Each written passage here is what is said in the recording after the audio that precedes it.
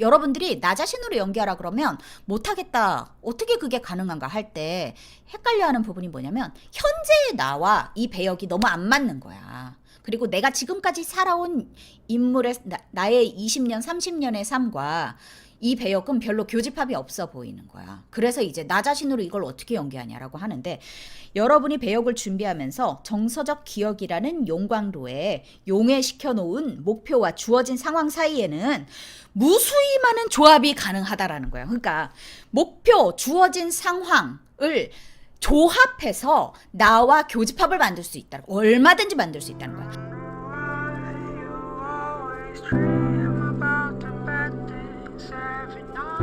자, 제9장 정서기억입니다. 자, 수업이 시작이 되면서 오늘 첫 수업은 예전에 했던 미친 사람 장면의 복습으로 시작이 한대요. 그러니까 이거 여러분들 다 잊어버리셨을 것 같아서 다시 한번 알려드리면 이게 아주 초반 내용이었습니다. 한 1장, 2장, 뭐 한 3장 이쯤에 있었던 내용 같은데요. 그러니까 어떤 한 아파트에 미친 사람이 하나 사는데 이 사람이 뭔가 약간 살인 뭐 이런 굉장히 위험한 사람인 거예요. 그래서 아파트 사람들이 이 사람을 정신병원에 가둬 넣었죠. 그런데 이 가둬 넣은 이 사람이 탈출을 해서 이 자기를 가둬 놓은 이 아파트 사람들을 다 죽여버리겠다. 뭐 이런 식으로 해서 이제 막 찾아와가지고 막 행패를 부리는 이 장면인 거예요. 근데 이 아파트가 이 문 잠금 장치 이런 문이 현관문이 고장이 났는지 아무튼 잠금이 되어지지 않는 거야. 그래서 이 사람들이 다 막 이 미친 사람이 올까봐 두려워하고 막 도망다니고 막 난리 나는 막 이런 장면.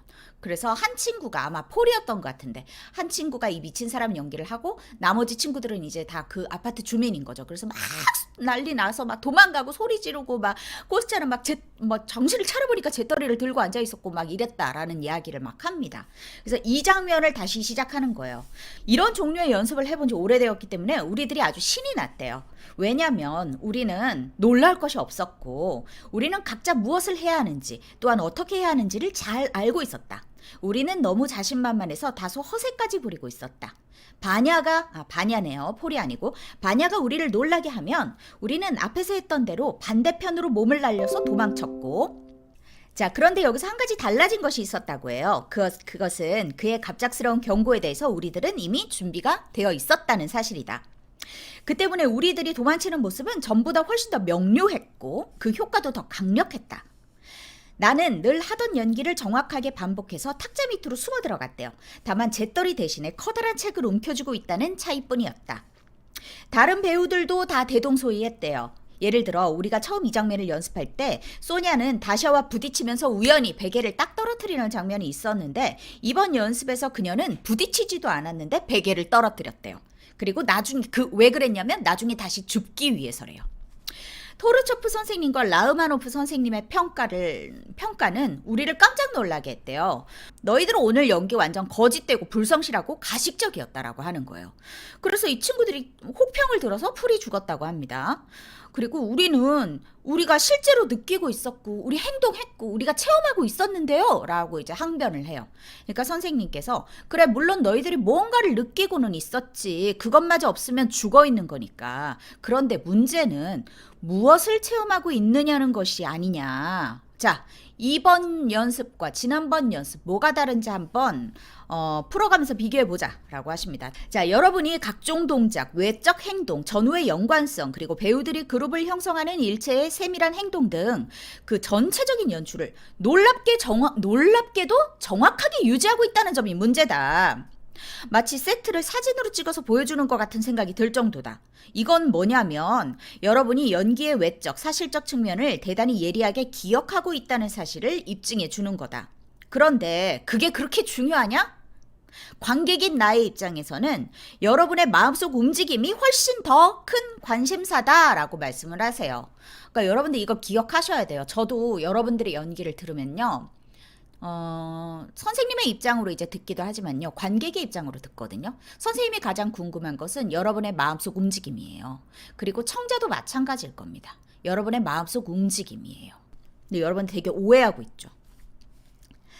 자, 우리의 실제 경험에서 끌어내어 배역으로 옮겨지는 감정이야말로 그게 생명을 불어넣는 건데 여러분은 그런 감정을 보여주지 못했다. 내적 동기가 없는 외적 연기는 한결같이 형식적이고 냉랭하고 핵심이 없다. 자, 두 차례에 걸친 여러분의 연기의 차이는 바로 여기에 있다고 합니다. 자, 내가 처음에 너희들한테 미치광이에 대한 암시를 주었을 때는 여러분은 너나 없이 뭘 했냐면 우선 개인적인 안전을 챙겼대요. 그러니까 일단 살고 보자. 라고 하면서 막 도망가고 일단 자기의 안전을 챙겼다고 합니다. 그 다음에 어떤 행동을 했대요. 그게 올바르고 논리적인 과정이야. 먼저 내적 경험이 일어나고 그 다음에 외적인 형태로 형상화되는 거. 그게 올바른 행동이야. 근데 오늘은 여러분은 그와는 반대로 자신들의 연기에 너무나 희희낙낙해서 온갖 외적인 것들을 복사하는 것 말고는 아무런 생각이 없었다. 그래서 지난번에는 아주 무서운 침묵이 흘렀는데 오늘은 희열과 흥분이 난무했다라고 해요. 그거 완전 잘못된 거죠. 각자 자기 물건을 챙기느라 정신이 니네 없더라. 소냐는 베개 챙기고 바냐는 전등가 챙기고 코스차는 잿더리 대신에 책 챙기고 그러더라. 이러니까 코스차가 소품 담당이 오늘 잿더리 준비를 잊었습니다. 라고 변명을 하는 거예요. 그러니까 선생님이 그러면 처음 연습 때는 그거 갖다 놓으라고 미리 준비해 놨었니? 바냐가 고함을 질러서 너를 놀라게 할 거라는 걸 넌 미리 알고 있었다라는 얘기야? 참 신기하다. 그 책을 오늘 쓰게 될 줄 너 어떻게 알았냐? 그 책은 우연히 집어들어야 되는 거 아니야? 그 우연성이 오늘 반복된 거 아주 유감이다. 라고 하십니다. 자, 그리고 미세한 차이점이 하나 더 있다고 하시는데요. 바로 여러분이 문을 바라보던 시선이래요. 그 문을 바라보던 그 시선이 너희들 오늘처럼 그렇게 풀려있지 않았다라고 하십니다. 그러니까 굉장히 문을 바라보면서 미치광이 언제 들어올지 모르겠는 거기에 완전 주의 집중을 하고 있었겠죠. 근데 오늘은 연출 선생님 그리고 조연출 선생님이 와 있다는 사실을 아주 인식하면서 여러분의 연기가 이 선생님들에게 어떤 인상을 주고 있는지가 여러분의 관심사였다라고 해요. 여러분은 미치광이를 피해서 숨는 게 아니라 선생님들한테 뭔가를 보여주려고 했대요. 처음에는 여러분의 내적 감정, 직관, 인간적 경험에 의해서 연기가 촉발이 됐다. 근데 좀 전의 경우에는 지금 방금 한 거는 거의 기계적으로 다 해치웠어. 너희들은 새롭게 살아 움직이는 장면을 재창조하는 대신 하나의 성공했던 연습을 되풀이했을 뿐이지. 여러분은 재료를 자신의 인생 기억에서가 아니라 머릿속에 예전에 했던 연극 기록 보관소에서 끄집어내서 그걸 연기를 했다라는 거예요. 처음에 했을 때는 여러분 내부에 뭔가가 생겨서 그것이 자연스러운 행동으로 결실을 맺었지만 오늘은 효과를 내기 위해서 그러니까 그 전에 했던 그만큼의 효과 내지는 그거보다 조금 더 좋은 효과를 내기 위해서 부풀려지고 과장되었다라고 합니다. 자, 그리고 어떤 예를 들어주시는데요. 어떤 청년이 과연 자기가 배우의 소질이 있는지를 확인하고 싶어서 사무엘 로프라는 배우를 찾아왔대요. 모르겠어요. 사무엘 로프가 배우인지 연출가인지 잘 기억이 잘 안 나네요. 근데 아무튼 그분한테 찾아왔는데 사무엘 로프가 그 청년한테 이제 그 고민을 듣고 뭐라고 말씀을 하시냐면 너 지금 방금 나갔다가 다시 들어와서 방금 내 앞에서 했던 대로 다시 한번 말해볼래? 이렇게 시킨 거예요. 그러니까 젊은이가 이제 나갔다가 이제 다시 들어와서 처음 번 말했던 대사를 그대로 반복하는데 근데 다른 거죠. 그러니까 처음에 했던 그런 어떤 진실성 이런 부분들이 다시 살려낼 수가 없었다라고 해요. 이렇게 어제는 잘 됐는데 오늘은 실패를 한다고 해서 화낼 필요는 없어 얘들아. 그건 너무나 당연한 일이다. 왜 그러냐라고 한다면 의외성이 사라졌기 때문이다 라고 얘기를 하는데 이 의외성이 여러분들 이게 직역해서 어려울 수도 있는데요. 이게 영어로 옆에 써있죠. 이제 unexpected. 그래서 이 unexpected가 사실은 그냥 우리가 이제 영안사전에서 찾아보면 예기치 않은 예상 밖의 뜻밖의 란 뜻입니다. 그래서 의외성이라고 여러분들이 기억하시기보다 뜻밖의 사건 이렇게 기억하시는 게 훨씬 이해하시기 쉬울 것 같아요. 그래서 처음에 이 진행이 될 때는 처음에 이제 잘 연기가 되었을 때는 저 사람이 미치광이인지도 몰라 정신병자일지도 모른다라는 생각이 내 마음속에 들어오는 순간 진정한 흥미가 부여가 되어서 진실된 어떤 연기를 할 수 있었다라고 해요. 근데 지금 방금 이 연기를 다시 반복할 때는 그 의외성이 사라져 버렸대요. 그 이유가 뭐냐면 이미 다 알고 있기 때문이죠. 그리고 모든 것이 다 낯익고 분명하고 심지어는 행동을 쏟아놓을 외적 형식까지도 다 알고 있었기 때문이라고 합니다. 네. 상황이 이러하니까 전체 장면을 새롭게 제고한다든지 자신의 정서가 이끄는 대로 나아갈 필요성이 없다고 보인 거래요. 그러니까 여러분들 이거 너무 알겠죠? 여러분들이 연습하는 과정이 너무 이렇죠.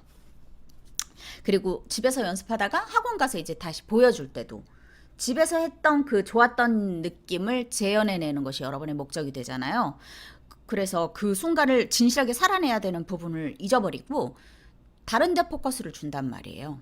내가 계획해 놓았던 것들을 그냥 수행해내는 것. 뭐 이런 쓰잘데기 없는 데 신경을 쓰는 거죠. 그러니까 의외성이 사라진다라는 거예요. 기성복처럼 이렇게 미리 만들어져 있는 외적 형식은 배우를 사로잡는 끔찍한 유혹이래요. 그러니까 유혹은 사실 좋은 거잖아요. 약간 이렇게 유혹 당하는 거잖아요. 그러니까 여러분들이 그렇게 유혹 당한다라는 얘기입니다. 자, 그리고 초심자의 경우에는 그런 유혹을 받는 것이 굉장히 좀 자연스러운 일이래요. 그러니까 놀라운 일이 아니래요. 그리고 여러분이 이런 외적 행동을 기억하려고 노력하는 것 또한 네, 그럴 수 있대요. 그러니까 계획을 여러분들이 세워서 그것을 내가 잘 수행해내려고 하는 그 마음도 충분히 이해가 되는 일이래요. 그렇지만 정서 기억에 대해서라면 그것은 아무런 효과도 없다라고 말씀을 하십니다. 자, 그래서 정서기억이란 단어가 이제 선생님 입에서 처음으로 딱 나온 거예요. 그러니까 아이들이 이제 궁금합니다. 그 단어가 대체 뭐예요? 정서기억이 대체 뭐예요? 하면서 이제 정서기억 내용이 시작이 되는데요. 리보라는 사람이 들려준 이야기를 예를 들어 주시는데요. 자, 어떤 여행객 2명이 있었어요. 근데 이 여행객 2명이 높은 파도 때문에 바위 위에 고립이 되었고 구조가 되어서 이제 각자의 소감을 이제 말을 하는데요. 한 사람은 뭐라고 말을 했냐면 자신이 행했던 모든 일들을 낱낱이 떠올렸대요.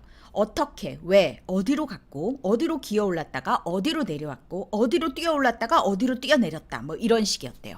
그런데 반면에 다른 한 사람은 뭐라고 했냐면 장소는 전혀 기억해내지를 못했는데 그의 기억 속에는 단지 자신이 느낀 정서만 들어있었대요. 기쁨, 불안, 두려움, 희망, 회의, 그리고 마침내는 공포가 차례로 밀려들더라는 겁니다. 자, 이 두 번째 사람의 경우가 여러분이 첫 번째 연습을 했을 때 일어났던 바로 그 일이라고 해요. 내가 미치광이에 대한 암시를 던졌을 때 여러분의 당혹감, 공포감을 선생님 지금도 충분히 생생하게 기억하고 있다라고 말씀을 하십니다. 제 대처 방안을 강구하느라고 그 제자리에서 장승처럼 서 있던 모습들이 내 눈에 선하다. 너희들의 모든 주의는 문 밖에 서 있는 그 설득력 있는 목표에 집중되어 있었고 일단 그 목표에 적응이 되자마자 막 흥분하고 막 행동이 막 튀어나왔다라고 해요. 만약에 오늘 너희들이 이 리보의 이야기에 나오는 이 두 번째 사람처럼 했더라고 한다면 그 말은 즉슨 맨 처음에 했던 그 모든 감정을 되살려서 힘들이지 않고 자발적으로 연기를 했다고 한다면 나는 너희들이 특별한 어떤 정서기억을 가지고 있다라고 말했을 거다. 근데 불행히도 너희들은 그렇지가 못했구나. 자, 그러면 요구 수준을 선생님이 낮추겠다라고 말씀을 하시면서 뭐라고 하냐면 자, 그래, 연습을 너희들이 집에서 시작하거나 뭐 우리의 경우에는 집에서 시작할 때 그럴 때 외적인 연습 계획에 그래 몸을 맡겨도 좋다. 그러니까 여러분들이 뭐 이렇게 슬래시 긋고 여기는 어미를 올리고 여기는 어떻고 이런 식으로 계획을 세우는 거 그거야. 그래, 그거 나쁘지 않아. 그래, 좋다. 그 다음에 그게 완성이 된 다음에는 그런 어떤 외적인 것에서 얻은 감정을 상기하면서 그 감정을 안내자로 삼아서 나머지 장면을 연기해내려고 노력을 해라. 그게 좋을 것 같다라고 얘기를 하시고요. 만약에 그렇게 너희들이 한다면 너희들의 정서기억이 아주 특별하진 못해도 괜찮다라고 선생님이 불러줄 수 있다고 하세요. 근데 그게 전혀 그것도 되어지지 않아서 선생님이 수준을 더 낮춰야 된다면 그래, 너희들이 계획한 그 틀대로 연기를 해 나가되 다만 여러분의 잠들어 있는 감정이 깨어나도록 어떤 새로운 요소들을 계속 불러내려고 애쓰라고 하십니다. 여기 뭐라고 쓰여 있냐면 잠들어 있는 감정이 깨어나도록 새로운 상상 요소를 불러내려고 자신의 심리 기술을 활용하고 있는 모습을 선생님이 내 눈으로 직접 볼 수 있게 하라라고 쓰여 있는데 이게 뭐라고 이해하시면 좋으냐면 그래, 너희들의 계획대로 그렇게 나가고 싶다면 그래도 좋은데 그 감정이 그렇게 새롭게 완성이 될 수 있도록 애쓰는 모습이라도 보여라 라고 이해하시면 좋을 것 같아요. 자, 그래서 너희들이 그걸 애쓰려고만 한다고 해도 선생님이 너희들이 그래도 정서기억을 위해서 어느 정도 노력하고 있다라고 인정해 주겠다. 근데 너희들 오늘은 전혀 내가 그런 모습을 보지 못했다라고 얘기를 하세요. 그러니까 이제 코스자가 그럼 우리는 정서기억이라는 게 전혀 안 되는 사람인가요? 정서기억이 전혀 없나요? 라고 얘기를 하니까 그렇지는 않다. 자, 우리 다음 시간에 계속하자 라고 하면서 이제 하루가 지나갑니다. 자, 그리고 그 다음 날이 돼요. 정서기억 이라는 것을 점검받는 시간인데요. 코스자가 먼저 점검을 받습니다. 선생님이 먼저 물어봐요. 자, 모스크빈이 순회 공연차 너희 동네에 온 적이 있다고 그랬지? 그때 엄청 깊은 감명을 받았다는 얘기를 나한테 한 적이 있는데 그때 그 사람의 연기를 한번 떠올려 볼래? 지금 6년이 지나기는 했어도 그 기억만으로 네가 느꼈던 흥분된 열기를 되살려낼 수 있겠니? 라고 하니까 코스자가 감정은 그때만큼 강렬하지는 못할 것 같은데요. 그래도 지금 생각해도 그때 되게 상당히 감동을 받은 것 같은 느낌이에요. 라고 얘기를 해요. 얼굴이 막 붉어지고 가슴이 두근거릴 정도로 강력할 수 있겠니? 제가 만약에 완전히 몰입을 하면 아마 그렇게 될 것 같습니다. 라고 얘기를 해요. 아, 그래, 좋아, 오케이. 그렇고 너 예전에 또 이런 얘기도 한 적 있는데 되게 비극적으로 세상을 떠난 친구가 하나 있었다라고 얘기를 했잖아. 너 그 친구를 생각하면 정신적으로나 신체적으로 어떤 느낌이 드니? 라고 얘기를 하니까 이 코스자가 저 그 얘기는 하고 싶지 않아요. 저 너무 가슴이 너무 아파서 그 얘기는 웬만하면 안 꺼내려고 합니다. 라고 얘기를 해요. 선생님 그 얘기를 들으시고 네가 모스크빈의 연기를 처음 보았을 때 그리고 네 친구가 죽었을 때의 느낌을 되살려주는 그런 유형의 기억을 우리가 소위 정서기억이라고 한다. 그러니까 이 정서기억이란 건 그냥 한마디로 이제 표현을 하자면 전에 체험했던 감정을 되살려내는 것을 의미합니다. 어떤 물건이나 장소 또는 사람을 잊고 있다가도 자네는 시각적인 기억에 의해서 내적 이미지로 재구성해낼 수 있겠지? 이와 마찬가지로 전에 체험했던 감정을 우리는 정서기억에 의해서 되살려낼 수 있는 거야.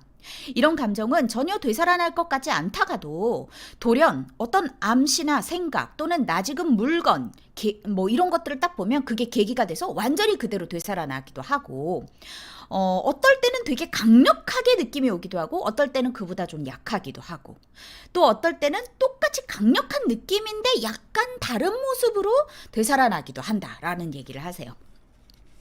어떤 경험을 되새기면서 얼굴이 붉어지거나 창백해진다든지 비극적인 어떤 사건을 기억하기를 너가 두려워하는 걸 보니까 너는 정서기억을 가지고 있다고 결론 내릴 수 있겠다.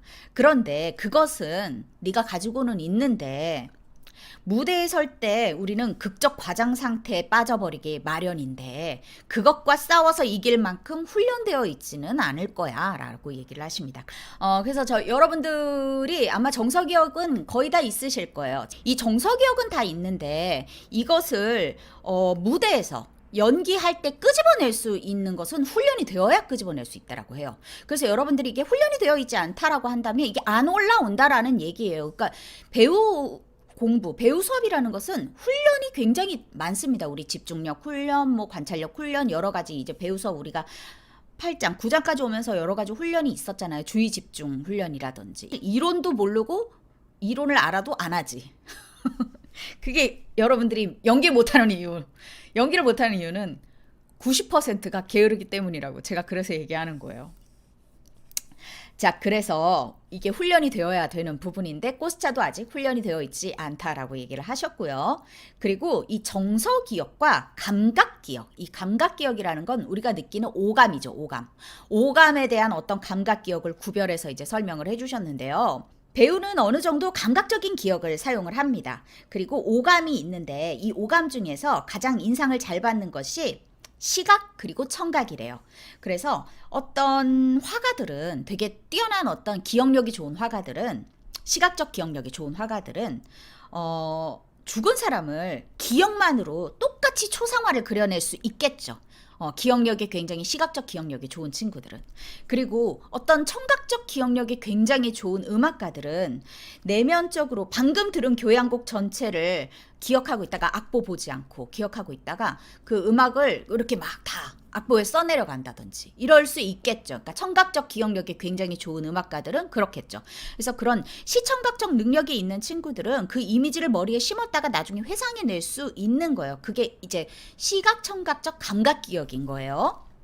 그리고 예를 들어서 우리 배우 같은 경우는 사람의 얼굴, 표정, 뭐 몸의 선, 걸음걸이, 버릇, 움직임, 목소리, 억양, 뭐 의상 이런 것들, 이런 것들을 기억해서 그대로 재현해낼 수 있겠죠. 또 어떤 능력을 가진 친구들이 있는데요. 원하는 것을 보고 싶은 생각을 하잖아요. 그러면 상상력이 굉장히 좋아서 시각적 능력과 상상력이 동반되는 친구들은 어떤 원하는 것을 보고 싶다라는 생각이 들면 정서가 반응을 일으켜서 그게 보이게, 그게 머릿속으로 이제 그 구현이 되는 거예요. 그러니까 상상력이 좋아야겠죠. 그리고 청각도 마찬가지인 거예요. 그러니까 이 사람의 목소리는 어떨까? 이 사람의 목소리와 억양은 어떨까? 그러니까 실제로 그런 걸 보지 않아도 머릿속으로 이렇게 탁 떠오르는. 그래서 시각적 기억형 배우, 청각적 기억형 배우라고 하는데 이건 그냥 상상력이 좋은 배우들은 이것이 구현이 된다라고 좀 약간 좀 감각력이 뛰어난 배우들의 대한 거겠죠. 그리고 이제 시각, 청각 다뤘습니다. 그럼 나머지 감각들도 필요합니까? 당연하지. 이바노프라는 체호베 작품에서 세 명의 대식가들이 나오는 개막 장면을 생각해봐라. 아니면 송진과 기름종이로 만든 스튜 요리 모조품을 내놓고 골도니라는 극작가의 주막집 여주인이라는 유명한 작품이 있거든요. 거기에 이제 최고의 스튜 요리야. 너무 멋져, 맛있어. 향기 봐. 막 이런 어떤 후각, 미각을 연상시켜야 되는 그런 연기를 할 때 군침이 돌도록 막 연기를 해야 되는데 어떤 배우는 맛있는 음식에 대한 명료한 기억이 있으면 이게 자연스럽게 잘 될 텐데 그렇지 않으면 그 장면을 과장하게 되고 그 맛의 쾌감을 체험할 수 없게 되겠죠. 그러니까 후각 미각도 중요하고요. 그럼 촉각은 어디에 쓰입니까? 라고 코스자가 묻자 얘를 어떻게 들어주시면 오이디푸스 왕에서 왕이 이제 눈을 뽑아서 이제 눈이 멀잖아요. 그러면 이제 아이들을 이렇게 손으로 만져보면서 내 딸 내 아이들 막 이런 식으로 만져볼 때 이렇게 손으로 만져볼 때 이럴 때 촉각이라는 것이 또 감각 기억으로 필요하겠지. 라는 얘기를 하시면서 이제 오감에 대한 이야기를 하셨는데 근데 이게 아무리 완벽하게 개발된 기술이라고 하더라도 이 스킬이 모든 것을 다 해줄 수는 없다. 그러니까 감각 기술만으로 뛰어난 연기를 해내기는 어렵다라고 말씀을 하세요. 그래서 이것은 내적 본능, 내적 느낌을 받지 않으면 이 진실성을 갖지 않으면 이 감각 기억만으로는 우리에게 진실성을 부여할 수 없다라고 말씀해서 믿음과 진실감에 대한 부분은 스킬만으로는 부족하다라고 이해하시면 좋을 것 같아요. 그렇지만 중요하죠. 그래서 이 오감이 왜 필요하냐면 보조적인 역할을 잘할 수 있도록 우리의 정서 기억을 도와주는 데 목적이 있다라고 얘기를 하십니다. 그러니까 우리가 중요시 여겨야 될 건 감각 기억도 중요하지만 정서 기억이 훨씬 더 중요하다라는 얘기를 하십니다. 자, 그리고 다음날 연출 선생님이 순회 공연을 떠나시는 바람에 수업이 잠시 중단이 됐대요. 근데 이때 이제 코스자가 되게 특이한 경험을 하는데요. 폴과 함께 이제 귀가를 하던 길에 사람들이 막 큰 길에 모여 있는 거예요. 그래서 뭐지? 근데 코스차는 이제 이렇게 길에서 벌어지는 일을 그냥 지나치지 못하는 성미래요. 그래서 막 사람들을 해치고 그 속으로 들어갔는데 너무 끔찍한 광경이 펼쳐지는 거예요. 그러니까 발 밑에 초라한 행색의 노인이 죽어 있는데 턱뼈가 으스러지고 양팔이 잘려 있대요. 그리고 얼굴은 소름이 끼치고 이 노인의 누런 이빨이 피투성이가 된 수염 밖으로 삐져나와 있대요. 죽은 노인을 전차가 우두커니 이렇게 내려다보고 있는 것 같은데 그러니까 전차가 친 거예요. 운전수는 기계 때문이지 자기는 잘못이 없다고 막 호들갑을 떨고 있었고요. 하얀 제복을 입은 남자가 외투를 벗어서 이렇게 어깨에 딱 걸친 채 이렇게 어깨에다 딱 외투를 걸친 채 탈지면을 병에 든 약에 묻혀서 죽은 노인의 콧구멍에서 나오는 피를 맥없이 이렇게 닦아주고 있었대요. 그러니까 물론 이미 죽었는데 그걸 이렇게 닦아주고 있었대요. 그 사람은 근처 약국의 약사였대요. 그리고 거기서 멀지 않은 곳에 어떤 어린이들이 막 뛰어놀고 있는데 어린아이 하나가 죽은 노인의 부스러진 손뼈 한 조각을 딱 발견을 한 거예요. 그래서 이게 뭐야 막 이러다가 쓰레기통에 이제 뼈 조각을 딱 던져버린 거예요. 그리고 그 옆에는 또 한 여인이 막 너무 놀래가지고 막 울고 있는 그런 장면이 있고, 그러나 나머지 군중들은 무관심과 호기심의 눈으로 그냥 가만히 지켜보고만 있는 한 장면을 봅니다. 근데 이제 코스차는 이제 너무 놀란 거야. 그 너무 끔찍한 거야. 그리고 이 끔찍한데 하늘은 너무 구름 한 점 없이 맑은 거야. 그래서 이게 너무 지독한 대조를 이루고 있었대요. 우울한 기분으로 그곳을 떠났지만 이 기분이 상당 기간 동안 이 기분이 계속 우울한 느낌이 계속 들고, 밤이 되면은 너무 무섭더래. 무시무시하게 막 이 장면들이 막 떠오르더래. 그렇겠죠. 여러분들도 좀 그렇겠죠. 그런데 이 느낌이 이제 정서기억을 배운 후였잖아. 깊은 인상을 각인하는 이 정서기억의 강력한 힘 때문에 이런 공포가 생겨나는 것 같다라는 생각을 했었대요.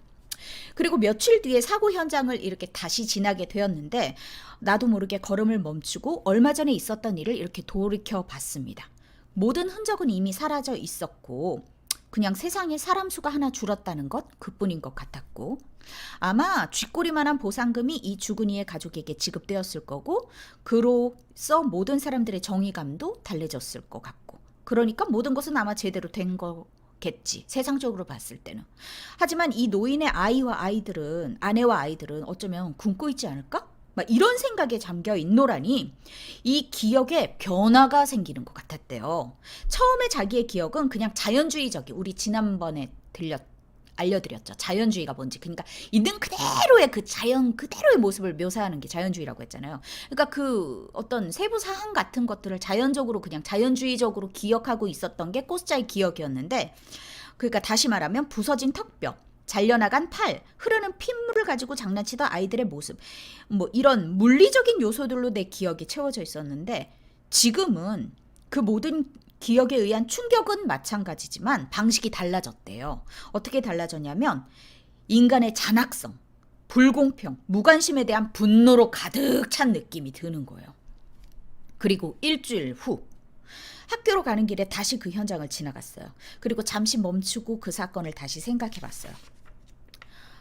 그때도 오늘처럼, 오늘 눈이 내리고 있었나 봐요. 근데 그때도 오늘처럼 하얗게 눈이 내렸었지.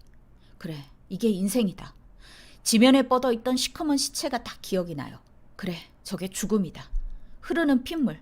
그래, 저거는 인간의 죄악의 냇물이다. 주변은 온통 하늘, 태양, 자연 만물로 극명한 대조를 이루고 있었고, 그래, 이게 영원이다. 승객을 가득 싣고 굴러가는 저 전차들은 미지의 세계로 달려나가는 것 같은 이 세대의 표현이다. 이런 생각이 막 들면서 끔찍하고 소름 끼치던 전체 풍경이 거룩해 보이기도 하고 준엄해 보이기도 했다라고 합니다. 그러니까 이게 이 코스차의 이 그때의 기억이 이렇게 조금씩 변하는 거예요. 그리고 그 다음 날, 오늘 또 이상한 체험을 경험했다라고 합니다. 자, 큰 길에서 있었던 그 교통사고를 생각할 때마다 자꾸 그 전차가 그 광경을 지배하는 그런 느낌이 자꾸 드는데, 그 전차의 모습이요, 그때 사고를 냈던 그 전차가 아니고 내 자신의 직접 경험으로 거슬러 올라간 예전에 만났던 그 전차인데요. 이 전차가 어떤 전차냐면, 예전에 코스차가 교회로 나갔다가 저녁 늦게 마지막 동차를 타고 시내로 돌아오는 길이었대요. 그러니까 동차가 선생님 뭔지 모르겠어. 동차 뭐니? 뭐 아무튼 전차 같은 건 것 같아. 근데 아무튼 인적이 드문 벌판을 달리다가 이 동차의 바퀴가 탈선을 했대요. 그래서 승객들이 힘을 합쳐서 이 선로 위로 이 동차를 막 올려놔야 되는 거야. 근데 그 동차는 너무 크고 무거웠고 사람들은 너무 연약하고 보잘것없어서 엄청 고생을 했던 그 기억이 있나 봐.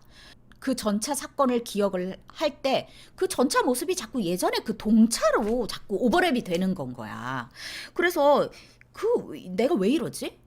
이 전차가 왜 그때의 동차랑 자꾸 기억이 되지? 이 동차 탈선의 그 감각 기억이 나한테 더 강력하고 깊은 인상으로 남는 이유가 뭐지? 이런 생각을 했대. 그리고 또 비슷한 사례가 또 하나 있는데, 거리에 쓰러져 있는 그 거지 노인, 그리고 그를 내려다보고 있던 그 탈지면으로 이제 코에서 나오던 피를 닦아주던 약사가 있었다고 그랬잖아요. 그 모습을 생각하면 또 예전에 어떤 기억과 오버랩이 되는 거야. 예전에 오래전 길가에 앉아서 죽은 원숭이 시체를 내려다보고 있던 어떤 이탈리아인을 만난 적이 있었는데, 이 사내가, 이 이탈리아인 사내가 울면서 원숭이 입에 오렌지 껍질을 먹여주려고 굉장히 애쓰고 있었대요. 그러니까 죽은 원숭이한테 오렌지 껍질을 막 이렇게 자기가 키우던 원숭이였는지 엄청 되게 좀 불쌍한 장면 같지. 그래서 그 기억이 되게 이 코스차의 머리에 이제 기억이 인상이 깊었나 봐. 근데 이 거지 노인의 죽음보다도 그걸 생각하면 자꾸 그 예전에 그 생각이 자꾸 나는 거야. 그 오렌지 껍질에 먹이던 그 이탈리아인의 모습이 계속 오버랩이 되는 거야. 그러면서 그게 더 강렬하게 죽은 노인보다 그 이탈리아인의 그 느낌이 더 내 감정을 강렬하게 흔들어 놓는 것 같은 경험을 하는 거야. 이 장면이 더 깊이 내 기억 속에 박혀 있는 것 같았다. 그래서 만약에 내가 이 거리에 서 있던 참사를 무대에서 연기하라라고 한다면 나는 그 비극 자체, 내가 직접 경험을 했잖아. 직접 봤잖아. 근데 그 비극 자체가 아니라 죽은 원숭이를 쓰다듬던 이탈리아인에 대한 나의 기억에서 내 배역의 정신적 재료를 찾아야 될 것 같다라는 생각이 딱 든 거야. 그래서 대체 그 이유가 뭘까라는 퀘스천에 빠진 거예요. 자, 그러니까 코스차가 이제 너무 궁금하겠죠? 그래서 이제 연출 선생님과의 수업이 다시 시작되어서 이제 그 얘기를 이제 선생님께 말씀을 드렸어요. 그러니까 선생님이 우선은 코스차의 관찰력을 칭찬해 주셨다고 하고요. 그리고 그래, 그것 되게 좋은 예다. 우리 내부에서 일어나는 그게 어떤 현상을 예시하기에 설명해 주기에 굉장히 좋은 예야. 우리는 누구나 수없이 사고를 목격하기도 하고 여기서 우리의 기억으로 남는 것은 세부사항이 아니고 인상이 남는다고 해요. 그러니까 제가 이거 여러분들한테 되게 자주 말씀드리는데 예전의 정서 기억이 이미지화 된다라는 얘기를 제 입에서 들은 분들이 많을 거예요. 그러니까 저한테 학원 수업을 들으신 분들은 이 얘기 기억이 나냐? 나니 얘들아? 내가 예전의 기억은 이렇게 정확하게 기억을 할 수 없고 이미지화되어서 어떤 영화의 한 장면처럼 딱 기억이 된다고. 그래서 여기 이 책에 나오는 인상이라는 말 그리고 이미지라는 말과 이제 같이 기억하시면 좋을 것 같아요. 이런 인상으로부터 관련 경험에 대한 하나의 커다란 농축된 보다 깊고 넓은 감각 기억이 생긴대요. 그러니까 이 인상, 선생님이 괄호 쳐놨죠. 기억의 대규모 합성, 보다 넓고 깊은 감각 기억을 이 인상이라고 설명할 수 있을 겁니다. 그것은 실제 사건보다도 순수하고 농축되고 간결하고 실속하고 예리한 거래요. 그리고 시간에 대해서 선생님이 얘기를 하시는데 되게 멋있는 말인데요. 시간은 우리가 기억한 감정을 걸러주는 훌륭한 필터다. 뿐만 아니라 시간은 위대한 예술가이기도 해요. 왜냐하면 시간은 현실처럼 고통스러운 기억을 그대로 기억하는 것이 아니라 시간이 지나면서 조금 바꿔준단 말이에요. 그리고 예술 활동을 시간 자체가 한다라는 얘기예요. 고통스러운 기억을 정화시켜 줄 뿐만 아니라 시로 바꿔주기도 한다. 그러니까 우리 아까 코스자가 막 보면서 막 야, 이것은 인생이다, 이것은 영원이다, 막 이런 생각이 들었다라고 했잖아요. 그게 코스자가 이렇게 막 감정적이고 센시티브해서 그런 게 아니라 선생님도 그럴 때가 있고 여러분들도 가끔 그럴 때가 있죠. 그러니까 코스자가 뭐라고 하냐면 근데 위대한 시인이나 예술가들은 그 소재거리를 자연에서 끌어오지 않나요? 정서에서 끌어오는 게 아니라 자연에서 끌어오지 않나요? 라고 얘기를 하니까 그래, 그렇지만 자연을 그냥 사진으로 찍는 게 아니잖아. 그 예술 작품들은 다 자신의 개성을 통과해서 나오지 않니? 자연으로부터 부여받은 것을 자신의 정서 기억의 창고에서 꺼내온 살아있는 재료로 보강해서 작품을 만들지. 예를 들어서 셰익스피어 같은 경우는 주인공이나 아니면 뭐 이하고 같은 그런 중요한 등장인물들을 자신의 정제된 정서 기억을 가미해서 살아있는 움직이는 인물로 만들어내지 않겠니? 그러니까 거의 대부분의 작가들이 다 그렇지 않겠어요? 셰익스피어뿐만 아니고. 그의 인상들은 시간에 의해서 명료해지고 시로 승화되었기 때문에 훌륭한 창작을 위한 재료가 되었던 거다라고 할 수 있겠지. 그러니까 코스자가 이제 이해를 하면서 근데 제 기억에요. 자꾸 이렇게 사물 전차가 이제 그 예전에 동차로 바뀌었던 기억. 그 다음에 이제 죽었던 노인이 원숭이의 장면과 이렇게 오버랩되는 문제에 대해서도 이제 선생님한테 질문을 해요. 그러니까 선생님이 그것도 하나도 놀라울 게 없어. 감각적 기억을 사용하는 것은 도서관에서 책 찾는 것처럼 그렇게 간단한 게 아니다라고 얘기를 하십니다. 자, 우리의 정서 기억이 실제로 어떻게 생겼는지 상상할 수나 있겠니? 자, 이렇게 한번 가정해 보면 좋을 것 같아. 집이 엄청 많고 집마다 방들이 엄청 많고 방마다 찬장, 책꽂이, 상자들이 엄청 많고 근데 그 어딘가에 조그만 유리구슬 한 개가 들어있다. 그러면 집 그리고 방, 찬장이나 책꽂이 찾는 거는 뭐 그래 그렇게 좀 어느 정도 할 수 있다라고 해도 유리구슬이 들어있는 상자를 찾아내기는 굉장히 어렵겠지. 그리고 아무리 눈썰미가 좋은 사람이라고 하더라도 또르르 굴러나와서 한번 반짝하고 사라지는 그 작은 유리구슬을 찾아낼 수가 있겠니? 다시 찾아낸다면 그건 아마 행운이다라고 얘기를 할 수 있을 거야. 자, 정서기억의 기록보관소도 마찬가지야. 내 머릿속에 있는 그 기록보관소를 말하는 겁니다. 여러분들의 머릿속에 있는 그 정서기억의 보관소에도 크고 작은 구역으로 나뉘어져 있고 그 중에는 다른 것에 비해서 좀 더 접근이 쉬운 것도 있어요. 그러니까 뭐 며칠 전에 경험한 거 뭐 이런 것들 조금 끄집어내기 쉬운 것들이 있겠죠. 그런 것들은 표면에 머물러 있다가 금방 끄집어낼 수 있는 것이니까 물론 감사해야 되는 거겠지만 문제는 한번 혜성처럼 나타났다가 사라져버린 그 정서를 어떻게 다시 끄집어내느냐 하는 것이다. 똑같은 인상을 언제 다시 찾아낼 수 있다라는 걸 절대로 그렇게 명백하게 그렇게 막 확신하면 안 된다. 내일이면 전혀 다른 것이 그 자리에 나타날 수도 있으니까. 배우는 그래서 뭘 해야 되냐면요. 그 기억이 자꾸 왜곡이 된단 말이에요. 그리고 오늘, 내일 기억이 틀려요. 우린 사람이라서. 그래서 배우는 이 되살아나는 기억들을 잘 수용할 줄 알아야 된다라고 얘기를 해요. 계속된 반복으로 호소력이 떨어진 어떤 역할을 계속 하다 보면 예를 들어 이제 연극 배우다라고 한다면 한 작품의 한 역할을 우리 이하고 캐릭터를 맡았다라고 한다면 그걸 이제 한 달 동안 공연을 한다라고 한다면 반복되다 보면 이제 호소력이 떨어지잖아요, 역할이. 그런데 이 되살아나는 기억들이 조금씩 변하고 그것에 대해서 내가 잘 수용할 줄 안다면 그것이 새로운 열기가 되면서 거기에 대해서 새로운 반응이 된다라는 거예요. 그러니까 훨씬 그게 좋은 거 아니겠어요? 매번 그냥 되풀이 반복되는 것보다.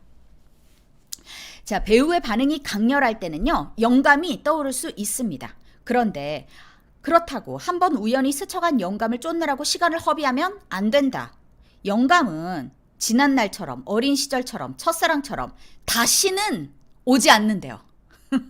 네, 그러니까 여러분들이 집에서 했던 어떤 영감이 왔어요. 그거 다시는 안 온답니다. 집에서 했던 것을 되살리려고 그거 노력하지 말래요. 그 시간 낭비라고 합니다. 그거 안 된대요. 그러니까 다시 된다고 하더라도 그건 비슷한 어떤 다른 감정인 거지 그것이 다시 나에게 오는 게 아니라는 거예요. 그러니까 여러분들은 뭘 해야겠어요? 오늘만에 새롭고 신선한 영감을 창조하려는 노력을 해야 되는 거예요. 어제의 영감만 못하면 어쩌나 우려가 될 수 있겠죠. 근데 그거 하지 마라. 전번처럼 찬란하지는 못해도 오늘 그 영감을 잡았다는 것만으로도 굉장히 큰 소득이다. 영감이란 여러분의 영혼 깊은 곳에서 자연스럽게 솟아나서 창조의 불꽃을 피워주는 불똥, 그냥 불똥일 뿐이야. 어느 영감이 더 나았다고 누가 말할 수 있겠는가? 그러니까 여러분들이 집에서 했을 때 잘했다라고 생각하고 오늘 하면 그 느낌이 안 올까 봐 두려워할 필요가 없어요.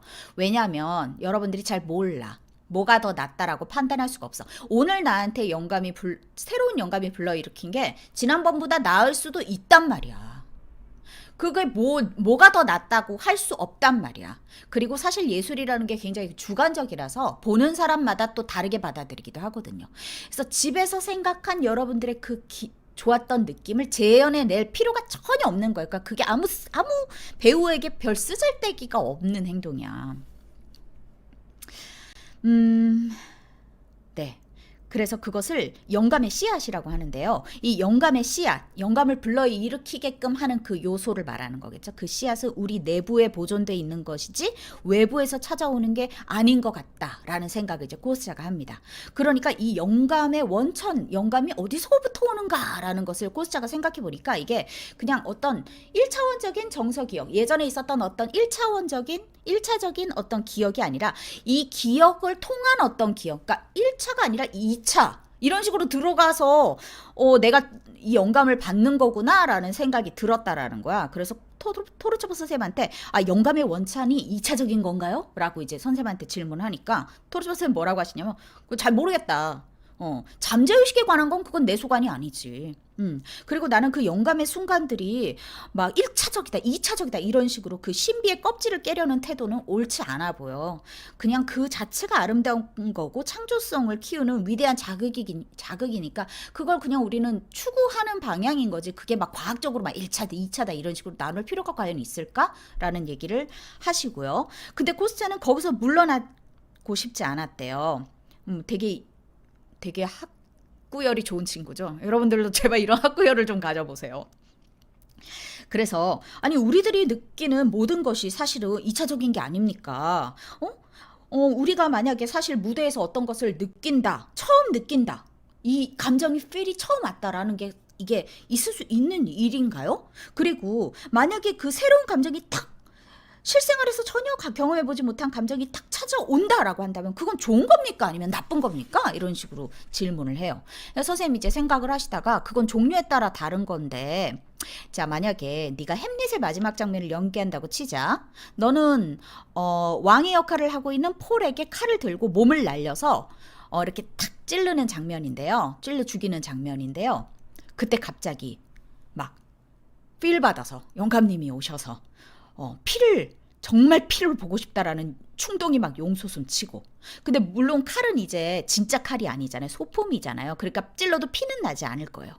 그러나 이 행동으로 인해서 끔찍한 싸움이 막 벌어질 수도 있고, 막 서둘러 마침내 막이 내려버릴 수도 있죠. 이게 막 사고가 나고, 막 진짜 찌르려고 막 하고, 그러니까 막 이제 계획대로 이제 연극이 이제 계획대로 굴러가지 않으니까 이제 막이 내려올 수도 있는. 이런 일들이 벌어질 수도 있지.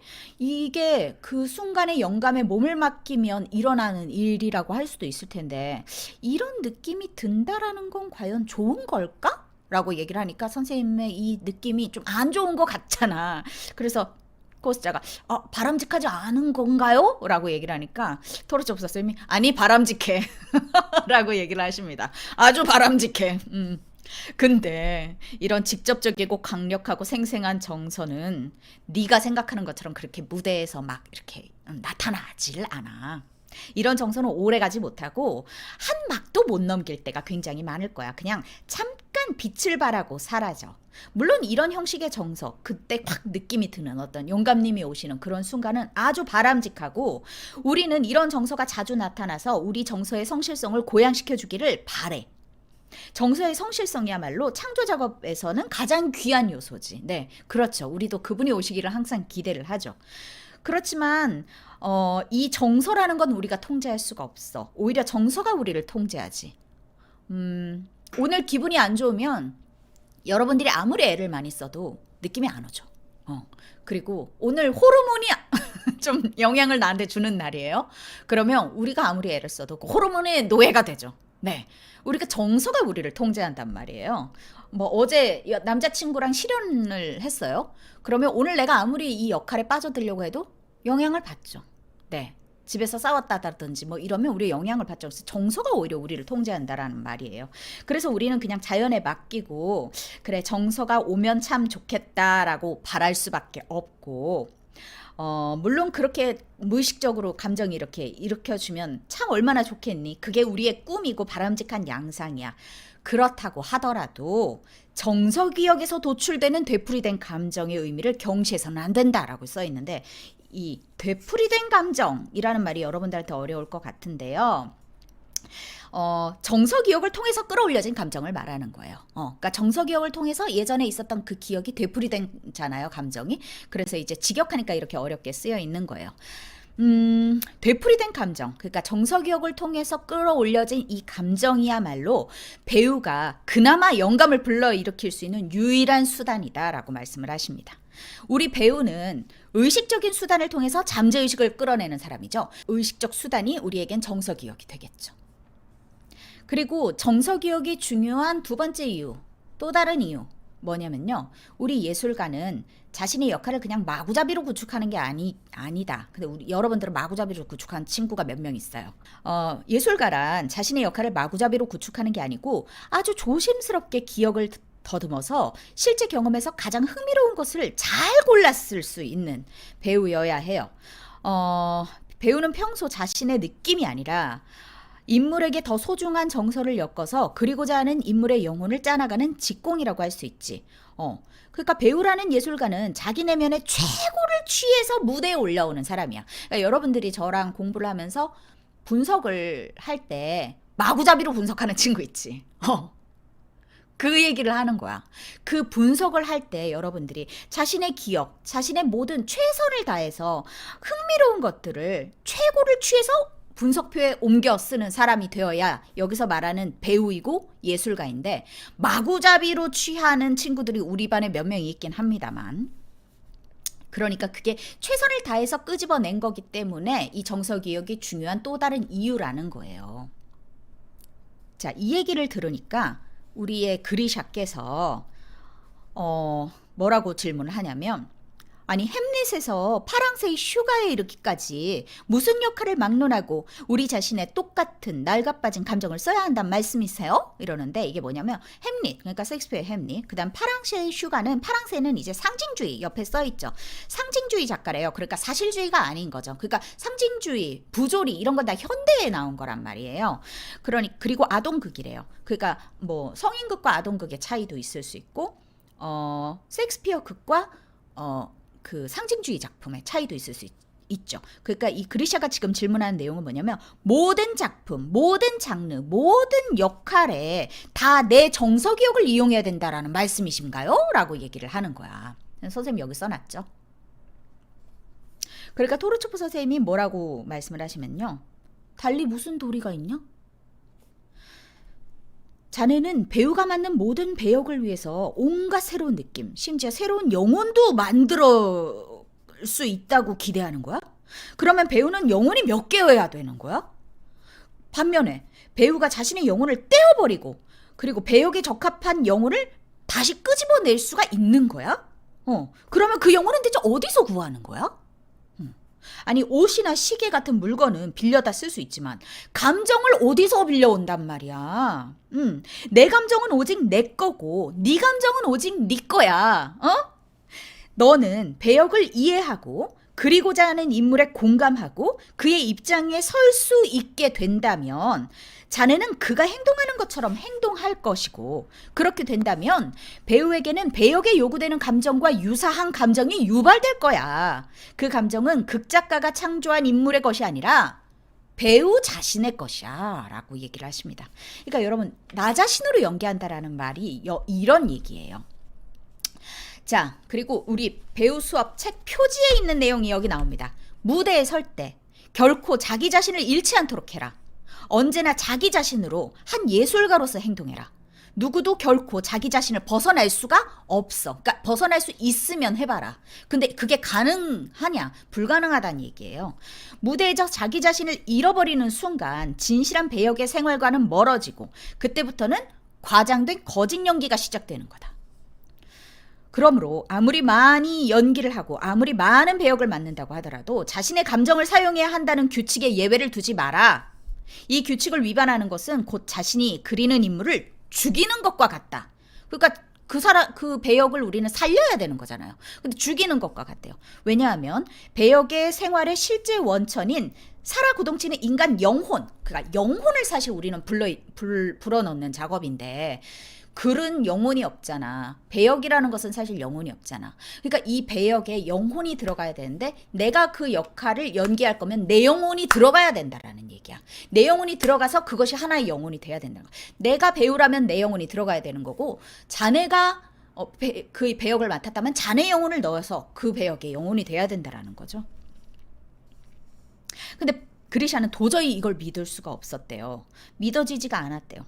그러니까 근데 선생님은 다시 한번 못 박았대요. 무대에 설 때 배우는 언제나 자기 자신을 행해야 돼.